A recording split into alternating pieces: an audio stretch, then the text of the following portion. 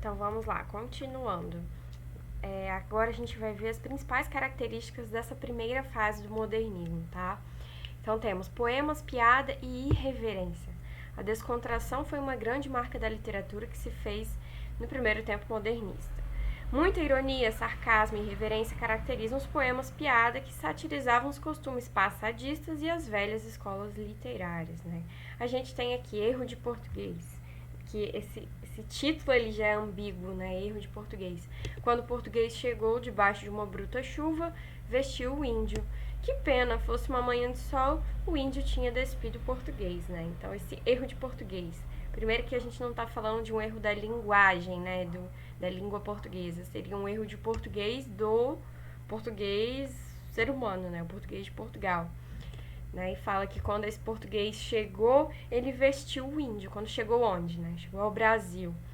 Ele vestiu o índio. O que isso significa? Significa que o português impôs esse costume, né, de se vestir aos indígenas. Né? Porque os indígenas eles tinham outras tradições, né? Uma outra cultura ali, outro tipo de vestimenta ou não, né? Ou de andar nu mesmo. Mas aí o que o português fez? Impôs o seu costume, só que aqui ele fala que isso foi debaixo de uma bruta chuva, né? Pelo fato de estar chovendo ou de o tempo talvez estar um pouco mais frio, ele impôs isso ao índio. Mas aí fala que pena. Se fosse uma manhã de sol, o índio tinha despido português. Que aí ao invés de todos aqui andarmos vestidos, todos talvez andássemos nus. Né? Eu duvido muito que isso acontecesse, mas a ideia presente aqui seria isso. Então, essa crítica aí na verdade, esse processo de colonização, né, portuguesa, tá? E esse tipo de poema, assim, que tem uma piada ali, é muito comum neste período, ok? Aí aqui a gente tem Moça Linda Bem Tratada, do Mário de Andrade. Moça linda bem tratada, 3 séculos de família, burra como uma porta, um amor. Granfino do despudor, esporte, ignorância e sexo, burro como uma porta, um coió. Mulher gordaça, filó de ouro por todos os poros, burra como uma porta, paciência. Plutocrata sem consciência, nada porta terremoto, que a porta do pobre arromba, uma bomba. Então isso daqui é uma crítica à burguesia, né? A essas pessoas, moça linda, granfino, a essa mulher gordaça, né, que representaria também uma mulher ali da burguesia, enfim, tá fazendo esse tipo de crítica, esse tipo de piada. Isso era muito comum, isso não era algo presente na poesia antes, né, que precedeu este movimento, gente. Antes a poesia não era sobre esse tipo de assunto, poesia não era para fazer piada, tá?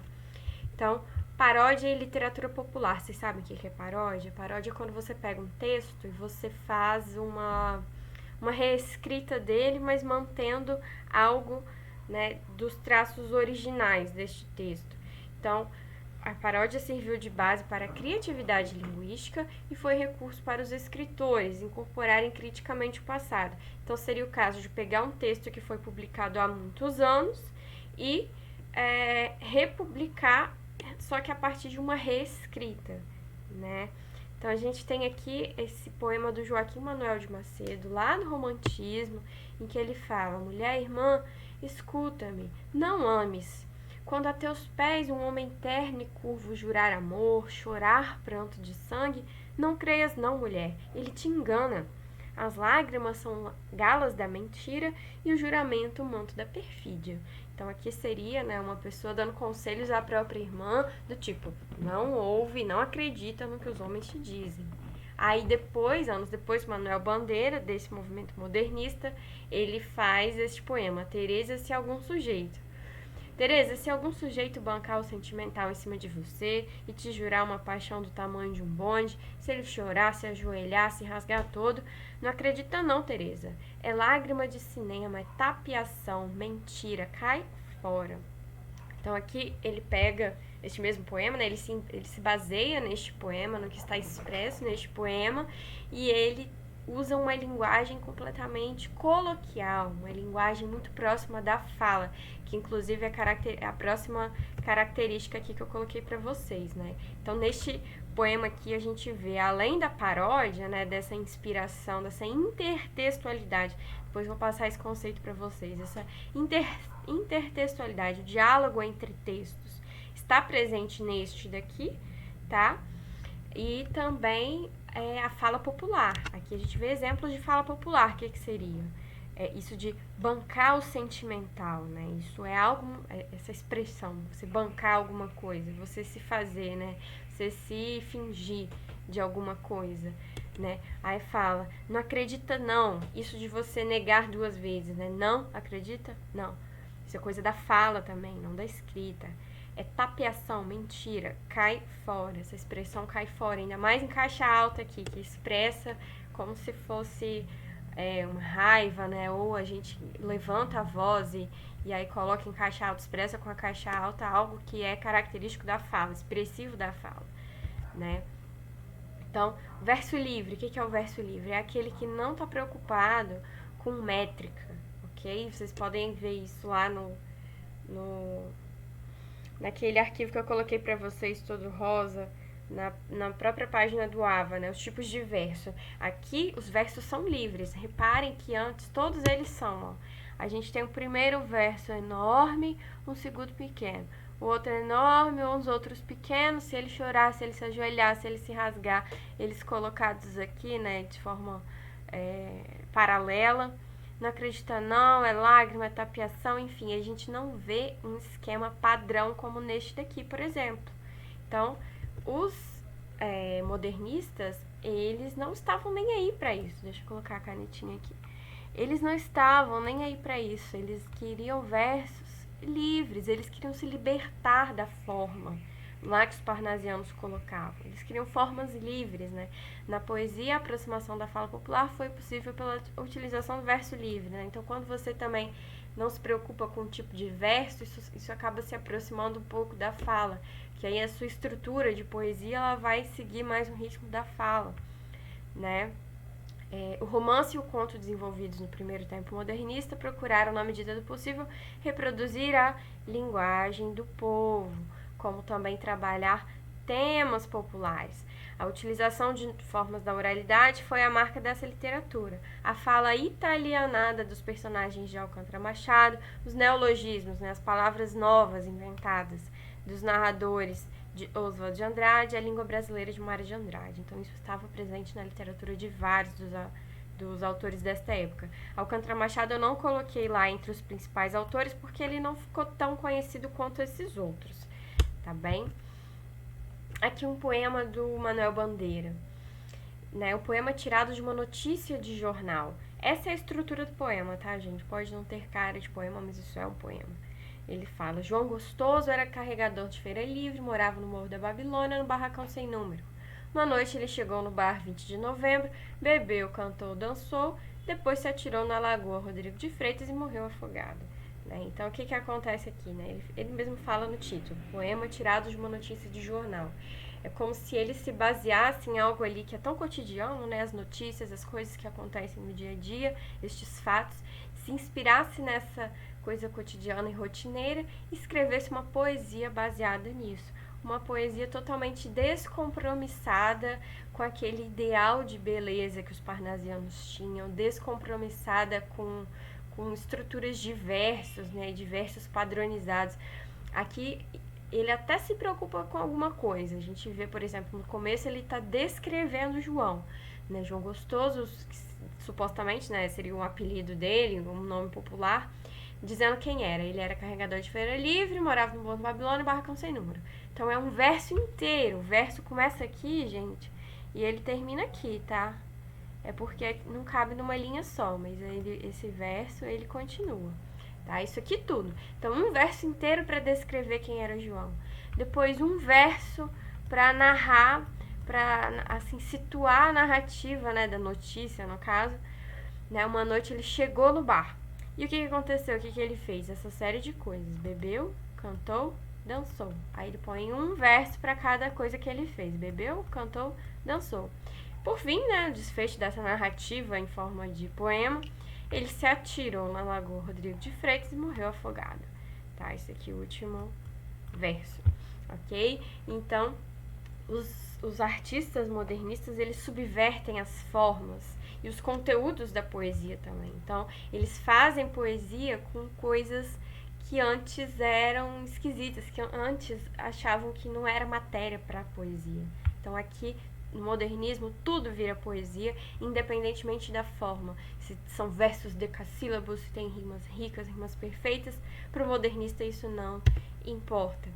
E aí, gente, dentro desse movimento modernista ali, entre 1922 e 1930, a gente teve algumas revistas, essa revista aqui mais famosa, né, Claxon Estética, a revista Terra Roxa, várias revistas em que esses artistas publicavam as obras deles, né, as poesias deles, e manifestos também, como esses aqui, ó, Manifesto da Poesia para o Brasil, Manifesto Antropófago, Manifesto, enfim, vários manifestos para eles expressarem as ideias que eles tinham, essas ideias inovadoras sobre a arte, tá?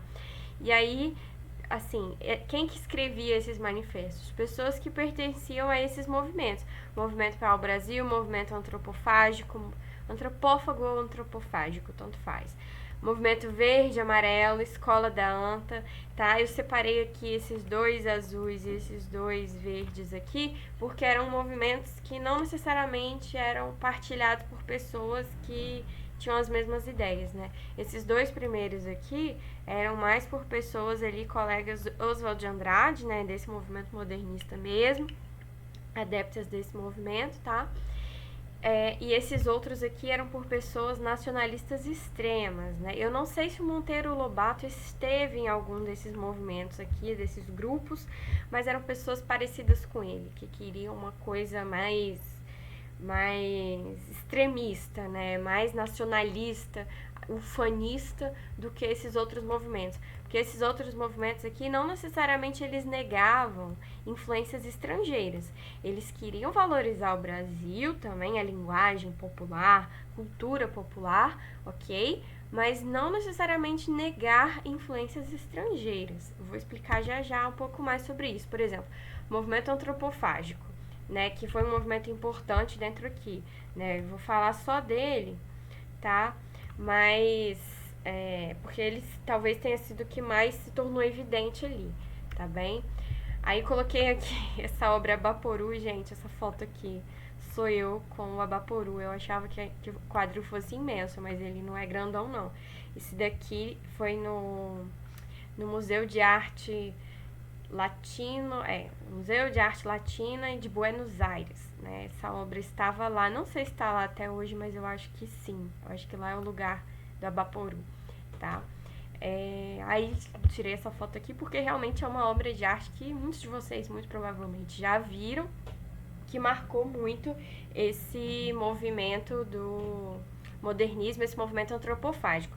Por quê? O que é esse Abaporu? O Abaporu é o homem que come gente, né? Então, o que seria o ato de comer gente? Seria semelhante ao que a gente conhece por canibalismo, né? Canibalismo seria o ato de que muitos indígenas, muitos índios canibais, né, tribos canibais, comiam carnes de pessoas de tribos rivais, né, muito provavelmente, que perdiam algumas batalhas, mas qual é o sentido disso? Não é simplesmente você se alimentar, é você se alimentar também das características dessa pessoa. Então, você vai comer a carne de uma pessoa que é brava, de uma pessoa que é corajosa, né, e não de uma pessoa que é covarde. Inclusive, já falei disso pra vocês lá no romantismo, que a gente tinha...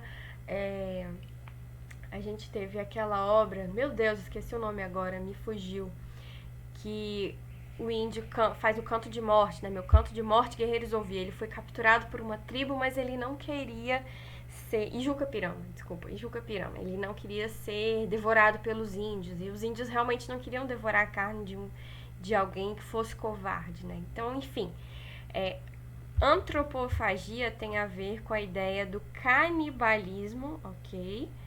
E o que é antropofagia? Antropo, como vocês talvez saibam, antropo tem a ver com o ser humano, homem. E fagia vem do grego phagos, né, que tem a ver com comer.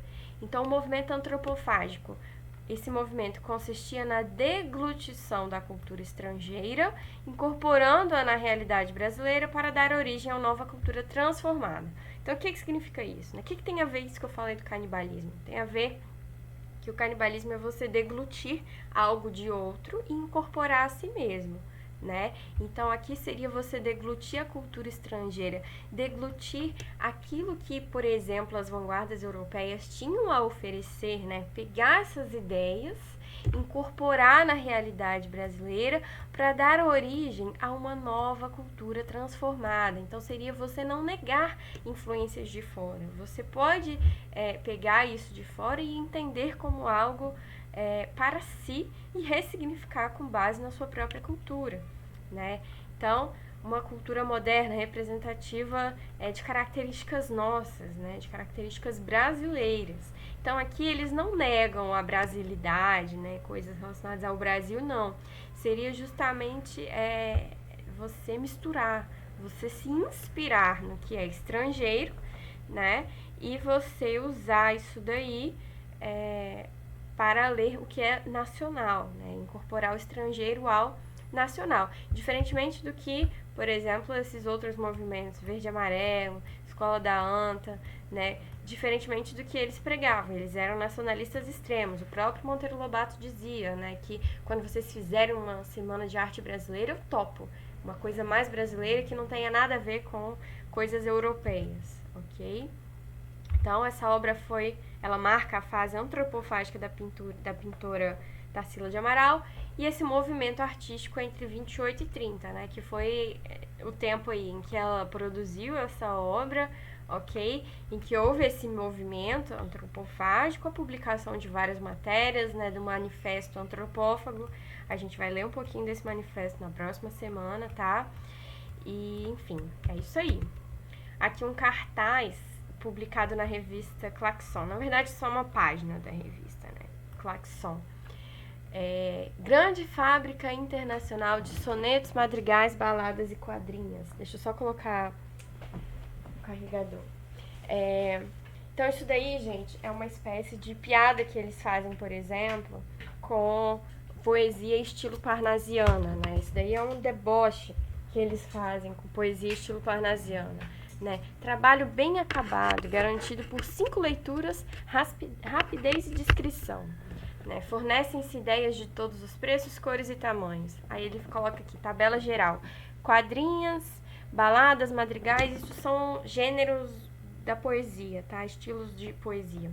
Sonetos simples, né? Sonetos com rimas ricas, sonetos com consoantes de apoio, sonetos com chaves de ouro, enfim. Eles adoravam essas oportunidades que eles tinham de debochar dos poetas parnasianos, tá? Isso tem que ficar muito claro para você. Tem a ver com deboche aos parnasianos. Isso não pode ser esquecido por vocês, parnasianos. Tá bem? Então aqui, por que a gente percebe, né, esse deboche? Porque ele fala justamente como se houvesse uma fábrica de poemas padronizados, né? Assim, grande fábrica internacional de sonetos.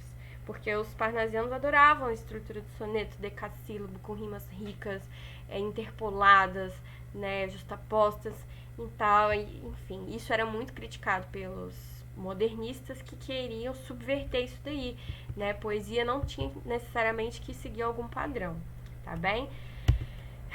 E uma obra importante dessa primeira fase, gente, é o Macunaíma, de Mário de Andrade. Esse cartaz aí, ele é bem sugestivo, ele é bem cheio das ideias desse Macunaíma. Esse bordão aqui, ai que preguiça, né? Ai que preguiça, é uma frase que o Macunaíma dizia muito, tá? Então esse Macunaíma, gente, seria um índio, né?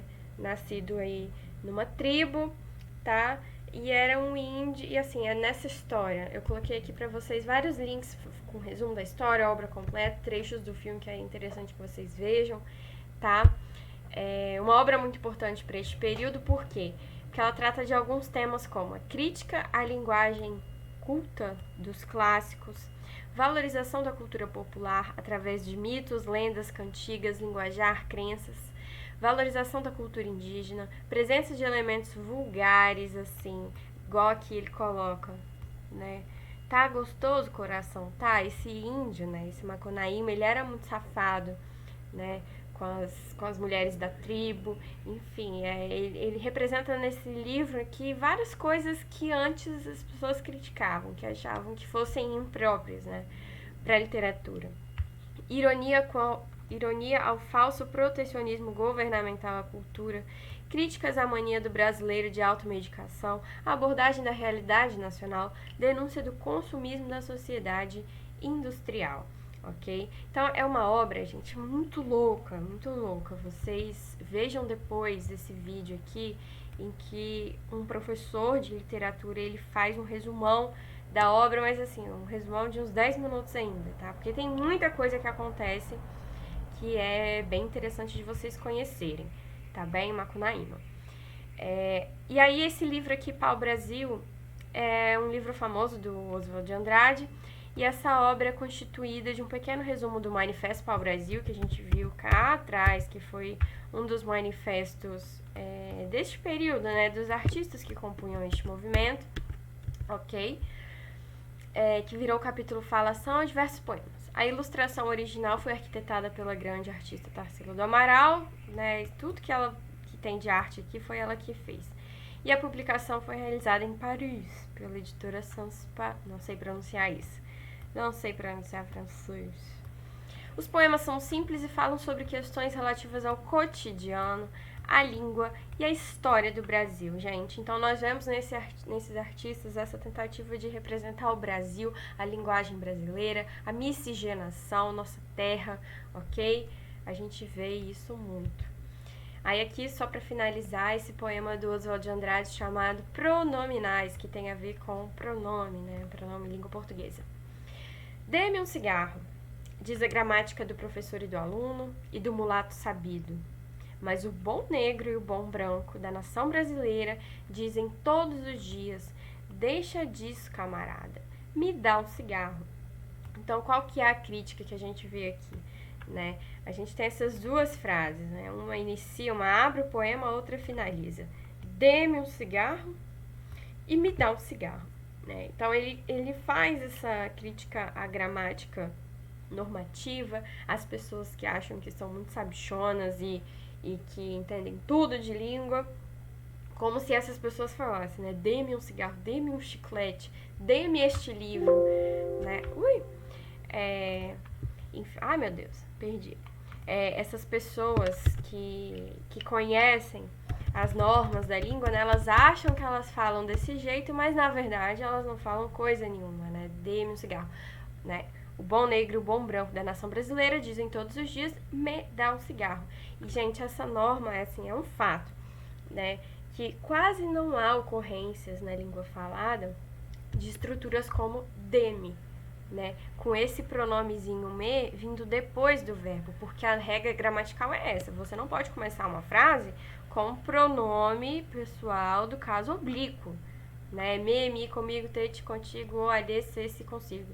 Você não pode começar com esses pronomes, né? Só que na fala a gente começa frases assim, né? A nossa fala, ela, na verdade, não se estrutura como um texto. Então, por que a gramática tem que ser de um jeito diferente da nossa fala? Enfim, aqui é o Oswald de Andrade brincando com essa ideia aí e, de certa forma, criticando, né, essa gramática que não representa a nossa fala, tá bem? Então é isso, gente. Semana que vem a gente vê mais conteúdo. Qualquer dúvida, converse comigo na quarta-feira às 9 horas. Um beijo.